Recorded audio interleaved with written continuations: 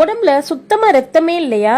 இரத்த அணுக்கள் வந்து அதிகரிக்க இந்த ஆட்டு சுவரட்டியை வந்து வாரத்துக்கு ஒரு முறை இல்லைன்னா மாசத்துக்கு 2 முறை வாங்கி சாப்பிட்டீங்கன்னா இரத்த அணுக்கள் அதிகரிக்கிறத நீங்க கண் கூட பார்க்கலாங்க.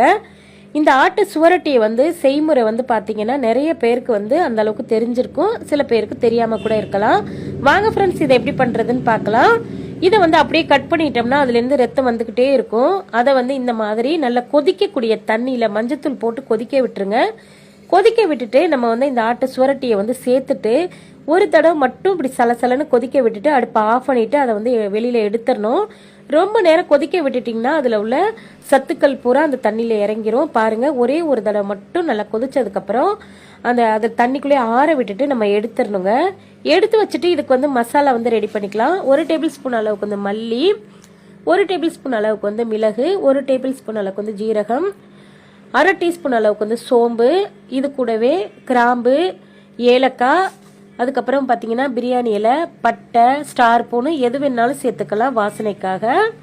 இது சேர்க்காம கூட செய்யலாம். ஆனால் இந்த மாதிரி நீங்கள் வந்து ஃப்ரெஷ்ஷாக மசாலா அரைச்சிட்டு செஞ்சீங்கன்னா சுவரட்டி கிரேவி பிடிக்காதுன்னு யாருமே சொல்ல மாட்டாங்க. இந்த மாதிரி மசாலா அரைச்சிட்டு நீங்கள் செஞ்சீங்கன்னா கண்டிப்பாக ட்ரை பண்ணி பாருங்க. இப்படி மசாலா சேர்த்து இப்போ மசாலாவை வறுத்துட்டு இதை வந்து ஃபேனுக்கு அடியில் ஆற விட்டுருங்க. இது வந்து ஆறட்டும். இப்போ நம்மளுடைய வேக வச்ச சுவரட்டியில பார்த்தீங்கன்னா நெய்ஸான இந்த மாதிரி ஒரு மேல் கண்ணாடி மாதிரி ஒரு தோல் இருக்கும். அதை முடிஞ்ச அளவுக்கு உங்களுக்கு எடுக்க முடிகிற அளவுக்கு நீங்கள் வந்து இதை வந்து பிரித்து எடுத்துருங்க. இது போல் நான் காட்டுற மாதிரி பிரித்து எடுத்துருங்க. இது போல் பிரிச்சுட்டு நம்ம வந்து இதை வந்து பொடி பொடியாக ஐஸ் கியூப்ஸ் மாதிரி நம்ம வந்து கட் பண்ணிக்கலாங்க. பாருங்க, உங்களுக்கு பார்க்கும்போதே தெரியுது இந்த மாதிரி நைஸான ஒரு தோல் இருக்கும். அதை தோலை கட் பண்ணிட்டு இந்த மாதிரி கட் பண்ணி எடுத்து வச்சுக்கோங்க. இப்போ மசாலா பவுடரை ஆறிடுச்சு. இதை வந்து மிக்சி ஜாரில் போட்டு நல்லா நைஸான பவுடராக அரைச்சி எடுத்து வச்சுக்கோங்க.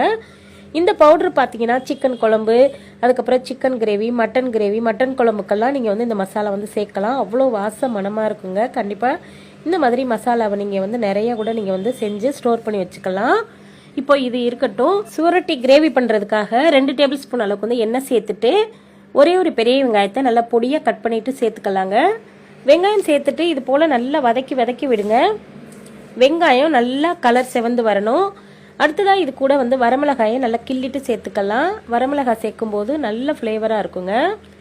கொஞ்சமாக மஞ்சத்தூள், 1 டீஸ்பூன் அளவுக்கு வந்து மிளகாய் தூள் வந்து சேர்த்துக்கோங்க. இதில் வந்து காரம் அதிகமாக சேர்க்க வேண்டாம்.